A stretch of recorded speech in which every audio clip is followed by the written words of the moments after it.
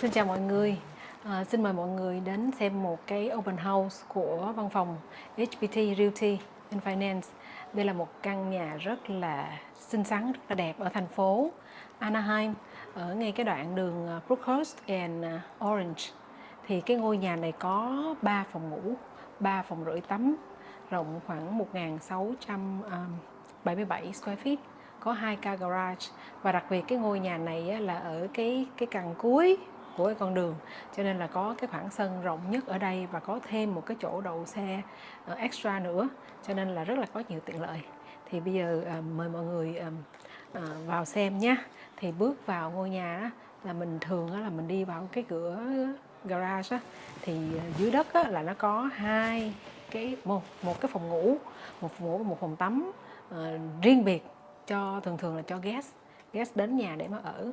Rồi xong rồi đi lên cái tầng kế tiếp là một cái open floor plan, tức là một khoảng sân rất là rộng rãi thoáng, gồm có living room là phòng khách nè, và có bếp nè, và có cái phòng ăn nè, cho nên là nó rất là thoáng, rất là đều đẹp, và trang hoàng được rất là nhiều cái furniture và những cái lighting, những cái fixture rất là đẹp và rất là hiện đại.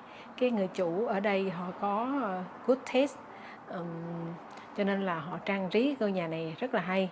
Rồi và ở giữa là mình có một cái phòng coi như là restroom đó, cho khách đó.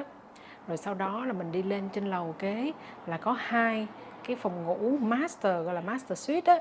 Thì bên trong mỗi cái phòng ngủ là đều có phòng tắm riêng hết, mỗi phòng tắm riêng đều có 2 cái sink, người ta gọi là double sink á.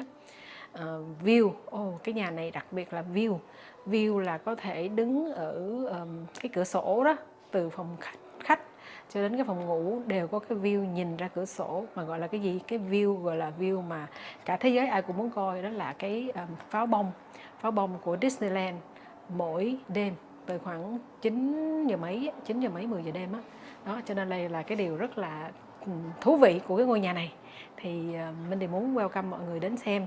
Đặc biệt nữa đó là chủ nhà rất là gọi là hào phóng, sẽ để lại toàn bộ furniture, mà đồ furniture ở đây rất là đẹp, rất là sang trọng, rất là chất lượng nữa, cho nên là toàn bộ furniture và appliances là gồm có tủ lạnh, máy giặt, máy sấy, tivi, microwave, rồi còn thêm một cái tủ lạnh extra ở dưới garage nữa, cho nên là nhanh tay lên nha mọi người.